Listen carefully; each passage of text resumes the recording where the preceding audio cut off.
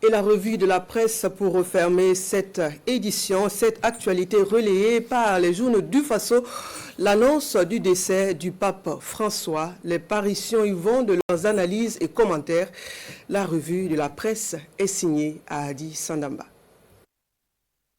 Décès du pape François, une actualité qui fait les choux gras des quotidiens burkinabés dans leur première parution de la semaine.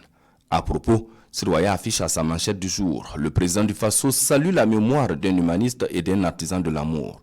Le pape François est décédé hier 21 avril 2025 au lendemain de la célébration de la fête de Pâques. Élu en 2013 à la suite de la rénonciation du pape Benoît XVI, il s'est éteint à l'âge de 88 ans, rapporte le journal de tous les Burkinabés qui a également publié 2 communiqués, un du président du Faso et un autre du gouvernement burkinabé, des communiqués d'hommage au souverain pontife. Pâques, c'était donc le revoir de François, s'interroge l'Express du Faso pour sa part. Dans ces colonnes, le quotidien Bobolais donne quelques détails, sa biographie et tout ce que son décès implique, notamment la vacance du siège pontifical, le conclave pour élire un nouveau pape, ainsi que les dates qui ont marqué son pontificat.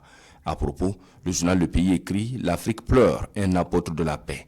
Le pape François s'est voulu proche de l'Afrique et des Africains, en témoignent les images de sa visite au Soudan du Sud, où il s'est mis à genoux devant le président Salva Kiir et son vice-président et leur a embrassé les pieds, envoyant ainsi un message fort de supplication pour aller à la paix. On se souvient aussi de son déplacement à RD Congo, où le souverain pontife a apporté un message de paix et de solidarité aux victimes de la guerre. Et que dire des pays du Sahel confrontés au terrorisme qu'il n'a cessé de porter dans ses prières pour le retour de la paix. Autant d'exemples pour dire combien le pape François s'est venu proche de l'Afrique et des Africains, analyse le quotidien des 1200 logements. Pendant ce temps, aujourd'hui, au Faso propose une sorte liste des papes habiles. Turkson, Ambongo Oussara, futur pontife romain, s'interroge la rédaction de ce canard qui explique le processus ainsi que les cardinaux habilités à prendre part au conclave d'élection du nouveau pape. Un édito avec une sorte liste des cardinaux susceptibles d'être élus pape, dont des Africains comme le Ghanéen Peter Turkson, le Congolais Fridolin Ambongo et le Guinéen Robert Sarah.